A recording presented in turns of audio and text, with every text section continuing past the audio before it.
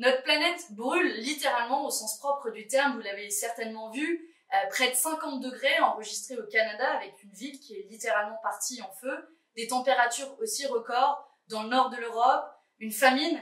aussi causée à Madagascar. Bref, partout sur la planète, nous ressentons déjà les effets du changement climatique. Et les scientifiques ces dernières années n'ont cessé d'ailleurs de lancer l'alerte et ils le font encore avec les premières informations que nous avons eues sur le rapport du GIEC, vous savez, ces experts des Nations Unies qui étudient le réchauffement climatique depuis un certain nombre d'années et qui disent très clairement que la survie de l'humanité, donc de l'espèce humaine, est clairement remise en question par le changement climatique que nous sommes en train de vivre à une vitesse qui s'accélère dramatiquement en à peine quelques années, quelques dizaines d'années, un réchauffement de notre planète qui transformera, qui bouleversera complètement notre quotidien. Face à cette urgence climatique, on a en France à peine une demi-loi climat, en Europe un pacte climat qui ne change rien en politique commerciale, aux politiques agricoles qui ne favorisent pas la transition écologique. Et puis à l'échelon international, on a des COP, vous savez, ces grandes conférences internationales qui se suivent et se ressemblent, et d'ailleurs des objectifs qui ont été fixés par l'accord de la COP de Paris, la COP 21, qui ne sont pas respectés, y compris par notre pays, la France. Et donc face à cette inaction politique, nous, responsables politiques d'un certain nombre de pays à travers le monde, disons une chose et prenons aujourd'hui la décision de nous allier ensemble pour lancer une grande coalition internationale du Green New Deal. Alors derrière cet acronyme angliciste se cache en réalité une vision de la lutte contre le changement climatique qui est profondément sociale. Dit autrement, on ne s'attaquera pas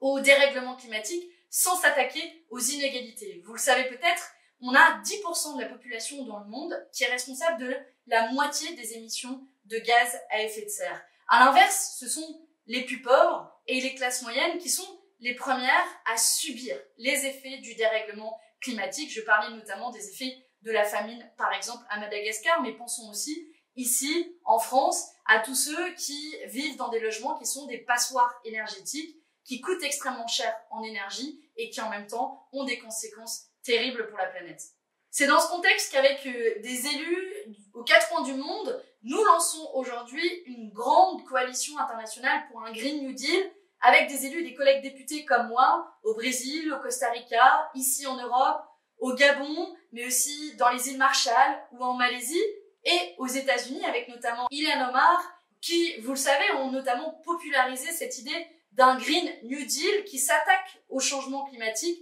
mais avec une vision profondément sociale, parce que nous avons une conviction commune, c'est qu'on ne s'attaquera pas précisément à ce dérèglement climatique sans pointer du doigt et aller à la racine du problème, qui est un système économique prédateur qui exploite à la fois les hommes et les femmes et la planète. Et ensemble, nous échangerons des bonnes pratiques, ferons des propositions en commun dans nos différents pays et porterons une vision commune, y compris dans les négociations internationales, pour clairement ne pas faire payer aux plus pauvres et aux classes moyennes le dérèglement climatique, mais en même temps pour avoir une politique ambitieuse qui change radicalement nos modes de production, nos modes de consommation, qui rompent aussi avec cette religion du libre-échange, cette religion de la concurrence, de l'austérité, qui sont l'inverse aujourd'hui de ce que nous devons faire si nous voulons prendre à bras-le-corps la question climatique d'une manière qui soit profondément sociale. Bref, nous ne sommes pas les premiers à l'avoir dit, la fin du monde et la fin du mois sont le même combat, et pour la première fois, ils se matérialisent dans une coalition internationale d'élus. On vous donne rendez-vous pour les prochaines étapes et des propositions communes, et notamment à la prochaine COP de Glasgow avec ses élus partout dans le monde.